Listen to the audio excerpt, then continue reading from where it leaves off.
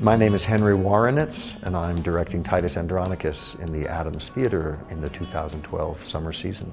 When something terrible happens to you and it sets in motion a chain reaction, that chain reaction can meet violence with violence, which is what happens in the play.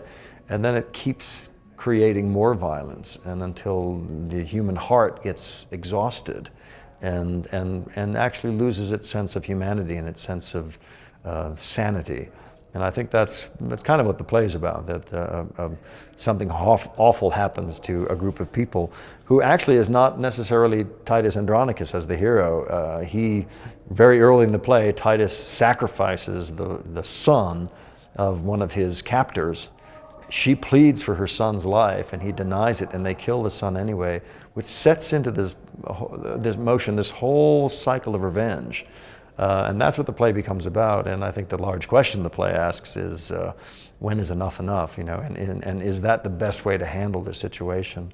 And in a world that's filled with awful things that happen daily, and wars and strife that goes on all over the world, I think these are questions that are still worth working at and working out 400 years later. Well, the play is the production that we're going to work up. We're trying to create a world. I don't want to give too much away, but trying to create a world in which we see a world of kind of privilege and beauty, and kind of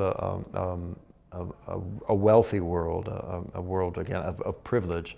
And these awful things start to happen, and we watch what happens when the human heart is kind of pushed to its extreme. And the play, it's called a revenge tragedy, so that's a big part of it. But Titus's revenge arc is much more reflexive as opposed to reflective. It's much more knee-jerk. It's more spontaneous. You're hit hard, so you hit back immediately.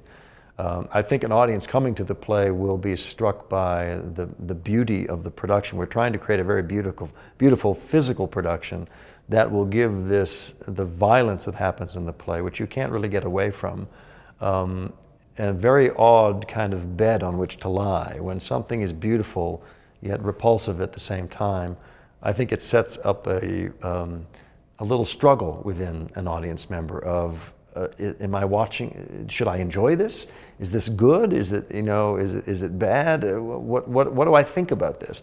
And I think that's part of the equation of any work of art, is that an artist or a group of artists puts something together and says, "This is what we think. What do you think? What does this mean to you?" And I think the audience's job as the witness to the event is to kind of ask that question of themselves as well.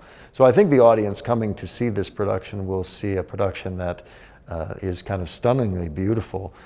It's also a little bit of a departure from what they've done in the Adams Theater before, in terms of some of the style that we'll be using.